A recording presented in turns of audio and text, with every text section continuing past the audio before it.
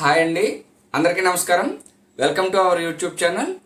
ఈరోజు మనం వీడియోలో బిఎల్ఓకి సంబంధించి డ్రాఫ్ట్ ఓటర్స్ లిస్ట్ను పబ్లిష్ చేసిన తర్వాత పోస్ట్ డ్రాఫ్ట్ ఆప్షన్స్ బిఎల్ఓ యాప్లో ఏమున్నాయో వాటికి సంబంధించిన అంశాలు ఏంటి అనేది మనం ఈ వీడియోలో చూద్దామండి. ఎస్ఐఆర్ 2026 పోస్ట్ డ్రాఫ్ట్కి సంబంధించిన ఇచ్చిన ఆప్షన్స్ ఏంటంటే list of electors in draft, quality check of elector photo, discrepancy in mapping, electors with no mapping, delivery of schedule hearing notice, document uploaded by citizen against notice, upload hearing photo and attendance. మొట్టమొదటి option list of electors in draft ఏంటంటే మనకి draft list ఏదైతే publish చేసామో polling stations అనేవి rationalization అవ్వడం జరిగింది.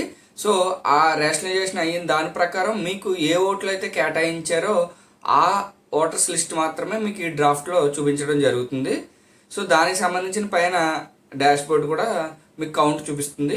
అలాగే quality check of elector photo, ఈ quality check of elector photo అనేది మీకు సంబంధించిన డ్రాఫ్ట్ లిస్ట్లోకి వచ్చిన పేర్లన్నిటికి సంబంధించిన ఫొటోస్ ఏవైతే మీరు ఎన్యూమరేషన్ ఫామ్లో అప్లోడ్ చేశారో ఆ ఫోటో, అంటే ఎస్ఐఆర్ వెరిఫికేషన్లో వచ్చిన ఫోటో, అలాగే పాత ఫోటో చూపించడం జరుగుతుంది. వీటికి సంబంధించి ఏ ఫోటో మంచిగా ఉంది అని మీరు భావిస్తున్నారో, ఏ ఫోటో అయితే క్వాలిటీగా ఉందో ఆ ఫోటోని మీరు కన్ఫర్మ్ చేసి సబ్మిట్ చేయాలి. ఒకవేళ పాత లిస్టులకు సంబంధించిన ఫోటో కానీ లేదా ప్రస్తుతం మీరు ఎన్యూమరేషన్ ఫామ్తో పాటు అప్లోడ్ చేసిన ఫోటో కానీ రెండూ కూడా మీకు సంతృప్తికరంగా లేకుండా ఫోటో నీట్గా రాలేదనుకున్నప్పుడు చూస్ ఆప్షన్ ద్వారా గ్యాలరీని చూస్ చేసుకోవచ్చు, లేదా మళ్ళీ కొత్తగా క్యాప్చర్ చేసి సబ్మిట్ చేయొచ్చు. ఇక్కడ ఏదైతే మనం కన్ఫర్మ్ చేస్తామో ఆ ఫోటో మాత్రమే పబ్లిష్ అవ్వడం జరుగుతుందండి.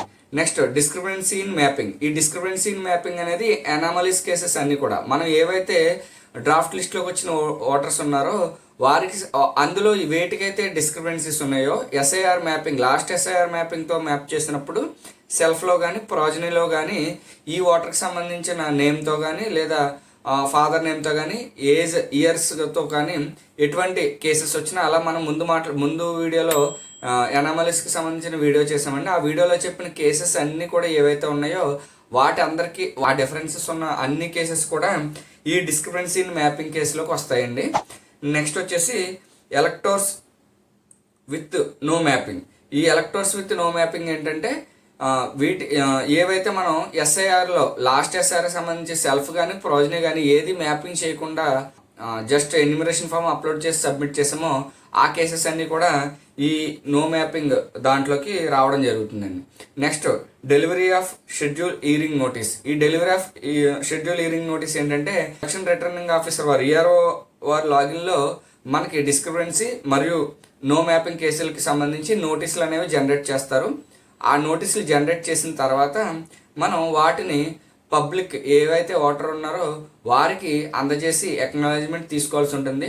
దానికి సంబంధించి delivery of schedule hearing notice ఇందులో అప్డేట్ చేయాల్సి ఉంటుంది. సో మనం ఏవైతే నోటీసులు సిటిజన్కి డిస్ట్రిబ్యూట్ చేయాలి, ఇప్పుడు మనకి ఈ డిస్ట్రిబ్యూట్ చేసేటప్పుడు ఇందులో వారి యొక్క ఎక్నాలజ్మెంట్ రిసిప్ట్ సబ్మిట్ చేయాలి.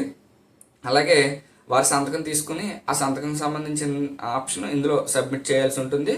అలాగే ఎవరికి మీరు ఆ నోటీస్ అందజేస్తున్నారో వారి యొక్క రిలేషన్ కానీ వారి యొక్క వివరాలు మనం చేసి వారి యొక్క ఫోటోని కూడా ఇందులో అప్లోడ్ చేయాల్సి ఉంటుందండి.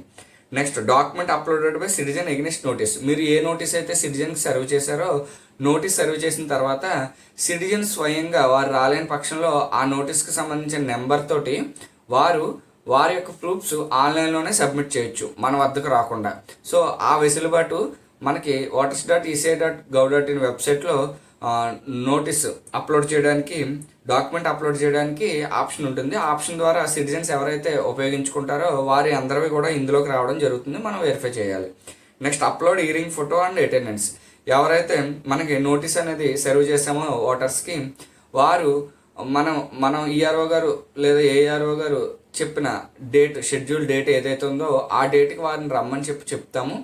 ఆ డేటు టైంకి వారి యొక్క ప్రూఫ్స్ తోటి అటెండ్ అయినప్పుడు హీరింగ్కి అటెండ్ అవ్వాలి. అప్పుడు హీరింగ్కి వచ్చినప్పుడు వారి యొక్క ఫోటో క్యాప్చర్ చేస్తాం. అలాగే అటెండెన్స్ అనేది హీరింగ్ షెడ్యూల్ డేట్లో ఎంతమంది అటెండ్ అయ్యారో వారికి సంబంధించి అటెండెన్స్ రిజిస్టర్ పెట్టి అటెండెన్స్ అనేది నమోదు చేయడం జరుగుతుంది. సో వీటిని ఈ అప్లోడ్ హీరింగ్ ఫోటో అండ్ అటెండెన్స్లో వారికి సంబంధించిన డీటెయిల్స్ అన్ని మనం అప్లోడ్ చేయాల్సి ఉంటుంది. ఇందులో డిస్క్రిపెన్సీ సంబంధించి నో మ్యాపింగ్ సంబంధించి 2 కేసులకు కూడా మనం ఇది చేయాల్సి ఉంటుంది. సో వీటికి మనం బ్రీఫ్గా చెప్పడం జరిగింది ఆప్షన్స్.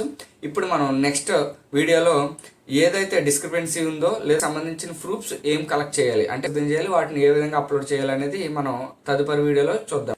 సో ఏమన్నా డౌట్స్ ఉన్నట్లయితే కనుక కమెంట్ సెక్షన్లో తెలియచేయండి. అలాగే ఈ వీడియోని మరింత మందికి షేర్ చేయండి. థ్యాంక్ యూ అండి, అందరికీ థ్యాంక్ యూ సో మచ్.